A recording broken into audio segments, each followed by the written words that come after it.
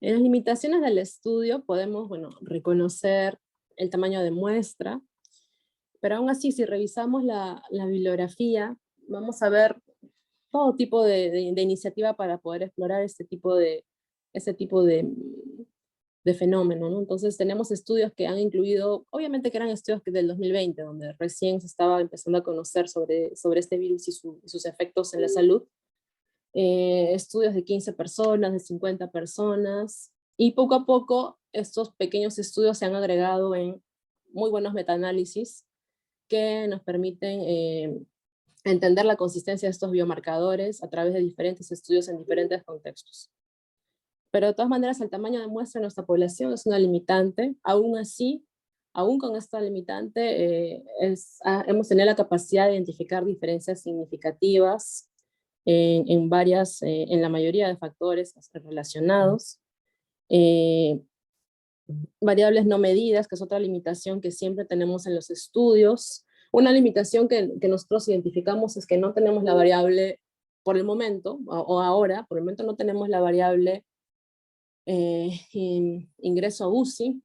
También es una variable un poco delicada, porque no todas las personas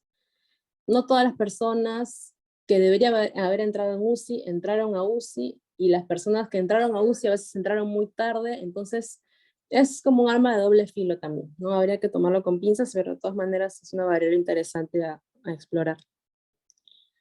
Otra cosa, bueno, que es una limitación que se han identificado en otros estudios, no necesariamente en este, es la determinación de los biomarcadores ya documentados, es decir, de dímero D, lactato deshidrogenasa, ferritina, creatinina, urea, son biomarcadores que al inicio empezaban a ordenarse en los pacientes más críticos. Entonces ahí puede haber un tipo de sesgo también, ¿no? Se excluye de manera indirecta a los pacientes menos graves, entonces no podemos entender o conocer el rango de la distribución de estos factores y su rol en la patofisiología y en los desenlaces desfavorables de COVID. Finalmente, la extrapolación, hay que ser bastante conservadores porque esto solamente es de un único hospital con un contexto epidemiológico específico. Lo que ocurre en Lambayeque no necesariamente ocurre en Lima o en Loreto o en Cusco. Entonces, para poder validar esto necesitamos obtener información, recoger información de otros sites, pero por el momento la extrapolación es bastante limitada, no solamente a esa población. Siguiente diapositiva, por favor. Entonces, como conclusiones, es reconocido que los marcadores hematológicos son de análisis sencillo, de bajo costo, tienen un valor pronóstico aceptable. No es la primera vez que se usan estos marcadores para utilizarse como pronósticos o como predictores de una infección, de una enfermedad infecciosa. Ya se ha hecho para dengue, ya se ha hecho para chikungunya y para otros.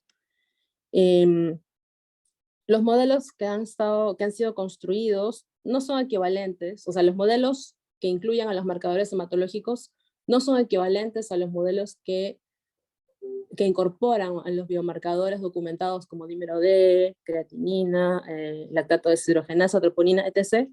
No son equivalentes, pero utilizando de repente algunas variables específicas es posible llegar a una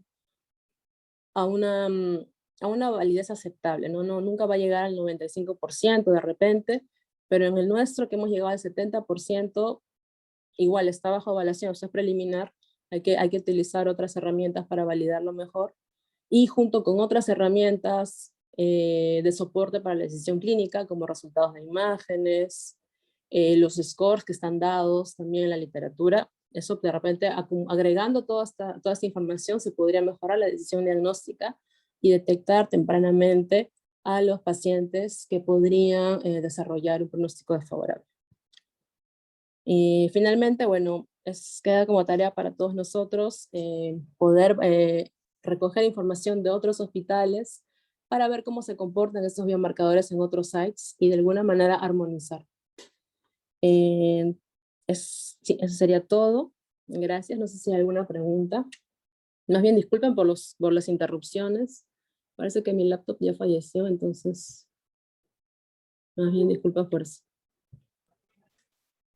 Bien, Stephanie, muchas gracias por tu ponencia. En verdad es importante ese tema más en nuestra actualidad. Bien, para finalizar, de repente, si nuestros asistentes tienen una duda, inquietud, por favor de repente quizás levantar la mano y de repente realizar su pregunta para que Stephanie pueda absolver sus dudas. Gracias.